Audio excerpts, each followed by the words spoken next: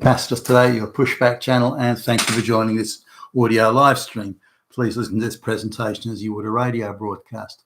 In this essay, I'd like to talk about the documentaries about American black musicians, primarily of from say the 1920s onwards, I guess. Now they're names like Count Basie, Duke Ellington, Miles Davis, and even incorporating lyricists like Billie Holiday, who's also a singer. But there's quite a group of black musicians, Fats Domino and so on, that introduced sort of new musical styles in timing and playing, like the Fats Domino. You see his piano style in, say, songs like Blueberry Hill and so on, and another Miles Davis sort of introducing sort of new trumpet styles, and even the same Count Basie and it's mainly in jazz, not exclusively but mainly in jazz. Billie Holiday writing lyrics, and that Arthur Herzog Jr.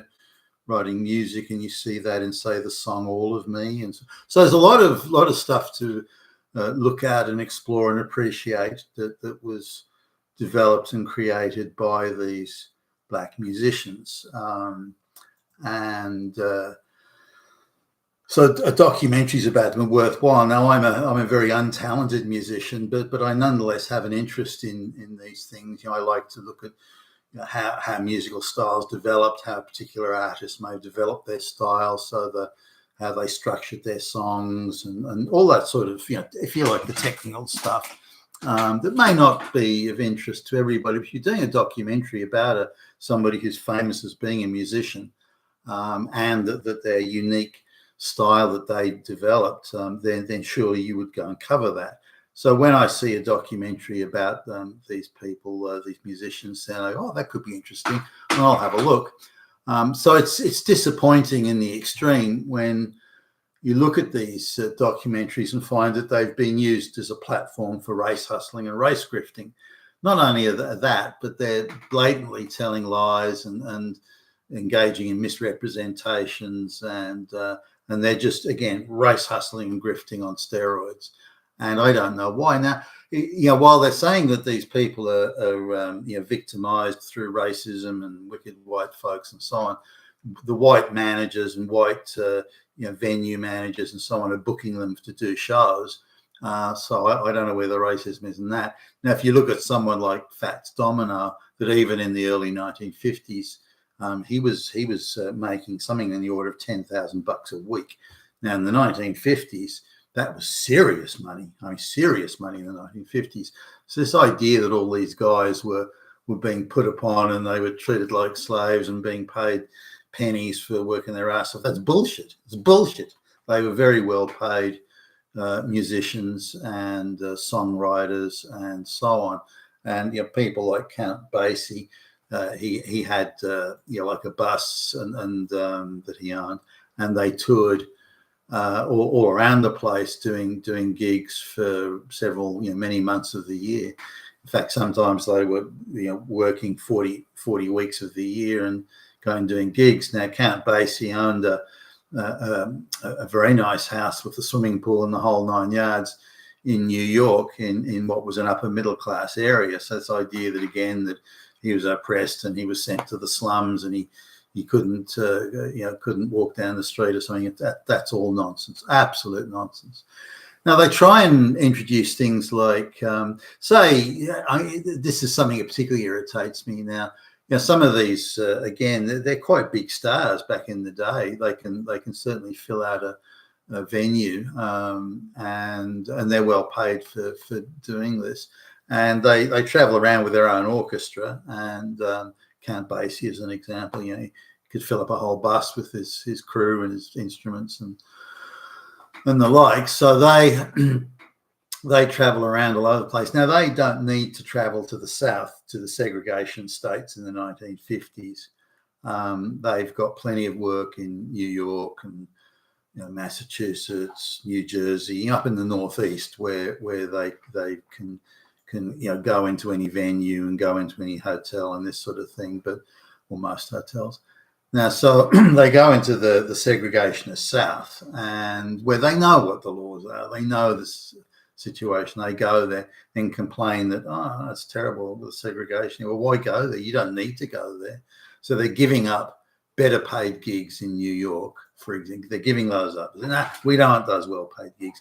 We're going to take those worse paid gigs, those lower paid gigs in Alabama and Mississippi or wherever in the segregation states. We're going to go there where we get paid less money, where it costs more to travel around because the bus has got to drive all over the place. And so and I don't understand that, why they. Now, on top of that, their organisation was diabolically bad. These were musicians. They didn't really have what you would say administration managers that you might see with a band today. So they would turn up at 2:00 in the morning, drunk off their skulls, and be knocking on the door of some hotel somewhere and say, hey, we want to stay the night. And they didn't book ahead. There was no planning. There's no organisation. They didn't make any arrangements. And we just turn up again, drunk, staggering drunk at 2 a.m. And the hotel manager or would tell them to get, no, I'm not letting you guys in. Get back on your bus and get out of here.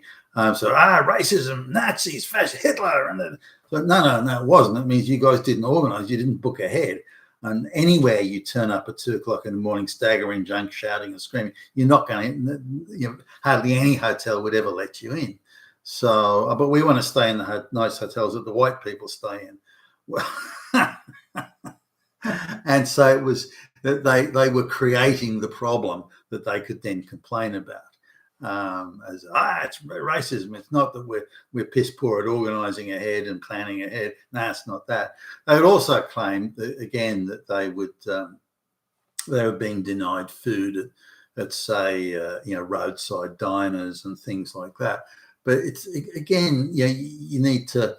They could have easily got takeout food or something like that, but instead, again, drunk and loud and boorish, they arrive at a diner where white families are quietly sitting there having their burgers, and in rocks this bunch of 20+ black guys, again staggering around, being loud and noisy and scaring the patrons, and they're told to leave. It's because of racism. Nazis at work. No, it's not. Yeah.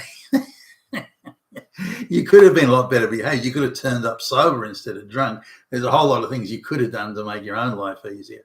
So having a look at things like that, but the focus on there was close to no focus on the music. There would be in these documentaries, and they're all pretty. They must be produced by the same people who just perceive this as a propaganda delivery system rather than a documentary about a talented musician. And there's no mention of the writing of music and songs. There's no discussion about how any of these artists developed that style, where they studied or who were influential musicians in their lives and how they learnt about timing signatures and all this sort of nothing like that. They mention that you'll hear a little snippet of a song and or see the guy playing on a piano or a trumpet or something, but that's it. Where did he learn to play the piano? How did he learn that? Where did that style of playing come from?